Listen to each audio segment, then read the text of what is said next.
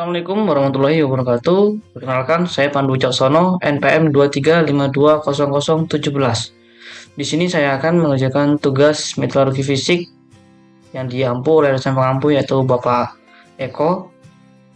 Tugas tentang logam non ferro ya. Di sini saya mengambil yaitu seng. Langsung saja kita mulai. Bismillahirrahmanirrahim. Seng atau timah sari dengan bahasa Latin zicum adalah sebuah unsur kimia dengan lambang Zn dan nomor atom 30. Seng adalah logam yang sedikit rapuh pada suhu kamar dan memiliki penampilan keabu-abuan keperakan ketika oksidasi dihilangkan. Ia merupakan unsur pertama dalam golongan 12 dari tabel periodik. Dalam beberapa hal, seng secara kimiawi mirip dengan magnesium. Kedua unsur ini hanya menunjukkan satu bilangan oksidasi normal, yaitu plus 2, dan ion Zn2+, dan magnesium 2+, memiliki ukuran yang sama. Seng merupakan unsur yang paling melimpah ke-24 di kerak bumi, dan memiliki 5 isotop stabil. Biji seng yang paling umum adalah fluoride atau seng campuran, sebuah mineral seng sulfida. Seng dimurnikan melalui pengapungan buih biji, pemanggangan, dan ekstraksi akhir menggunakan listrik atau pengekstraksian listrik. Seng juga memiliki beberapa sifat dan karakteristik, diantaranya berwarna putih kebiruan berkilau, tahan korosi, konduktor listrik yang baik, memiliki titik didih dan titik leleh ya, yaitu titik lelehnya di angka 419,5 Celcius dan titik didihnya di angka 907 Celcius. Mudah dibentuk, lalu reaktif dan antioksidan. Lalu unsur jejak. Seng merupakan unsur jejak yang diperlukan bagi tubuh manusia dan proses biologis lainnya. Penggunaan ya. Seng digunakan sebagai pelapis logam dasar seperti besi untuk menggembleng logam lain dengan sebagai zat pereduksi dalam reaksi kimia.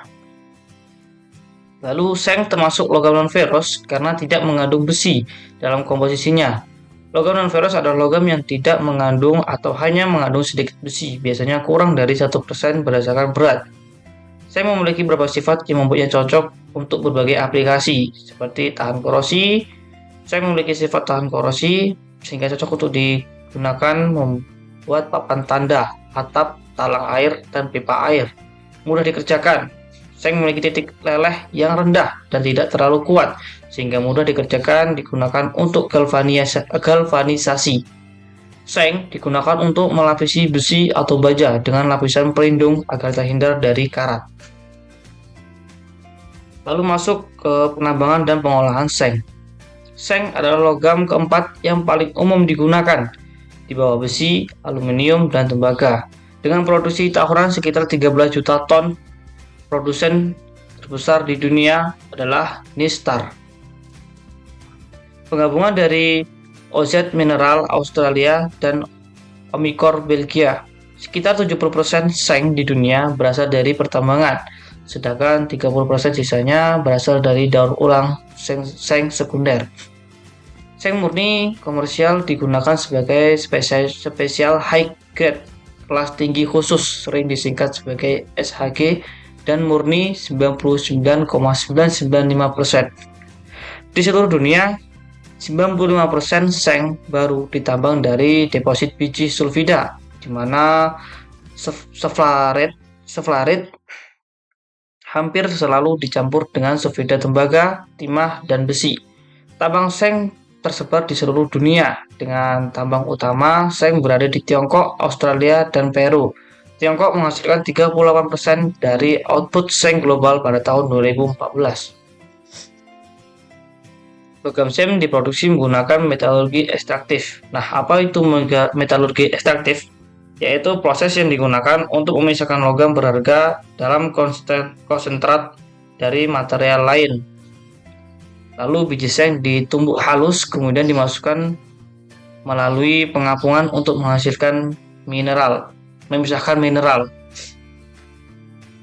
Dari Gengwe, berdasarkan sifat hidrofobisitas, untuk mendapatkan konsentrat biji seng sulfida yang terdiri sekitar 50% seng, 32% belerang, 13% besi, dan 5,5% SiO2.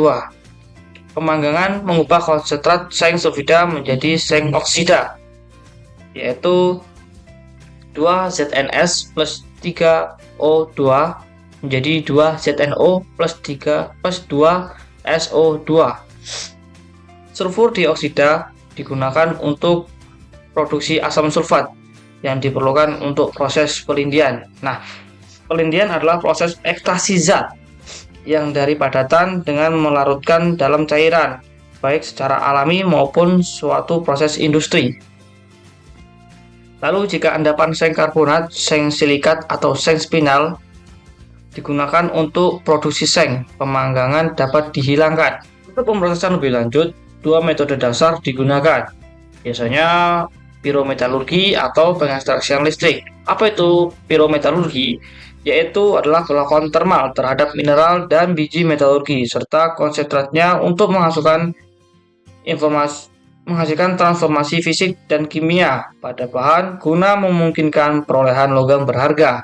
Lalu pengekstraksian listrik adalah metode yang digunakan medan listrik dan magnet untuk mempercepat proses dan meningkatkan hasil.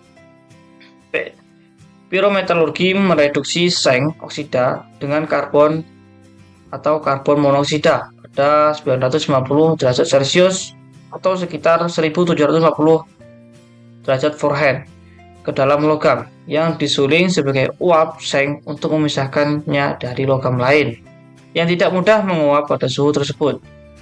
Uap seng kemudian dikumpulkan dalam kondensor. Persamaan di bawah ini menggambarkan proses ini, yaitu ZnO plus C pada suhu 950 derajat Celcius, Zn plus CO. Lalu ZnO plus CO pada suhu 950 derajat Celcius menjadi Zn plus CO2. Dalam pengekstraksian listrik, seng dilindikan dari konsentrat biji asam sulfat dan kotoran diendapkan menjadi ZnO plus H2SO4 menjadi ZnSO4 plus H2O. Akhirnya seng direduksi dengan elektrolisis menjadi 2ZnSO4 plus 2H2O menjadi 2Zn plus O2 plus 2H2SO4. Asam sulfat diregenerasi dan didaur ulang ke langkah pelindian. Ketika bahan baku tergalvanisasi diumpamakan ke sebuah tanur busur. Tanur busur ialah dapur listrik busur cahaya yang menggunakan busur listrik sebagai pemanasnya. Busur listrik diperoleh dari reaksi elektroda dengan elektroda atau elektroda dengan cairan besi. Elektroda menghasilkan busur listrik dengan suhu peleburan sekitar 3000 derajat Celcius. Lalu seng dipulihkan dari debu dengan sejumlah proses, terutama proses Welf, yaitu proses metode pemulihan seng dengan logam lain dari limbah metalurgi dan material daur ulang menggunakan tanur putar atau tanur Welf. Lalu sekian penjelasan saya tentang logam non-ferro yaitu seng. Saya Pandu Caksono. Mohon maaf bila masih banyak kesalahan. Saya akhiri. Wassalamualaikum warahmatullahi wabarakatuh.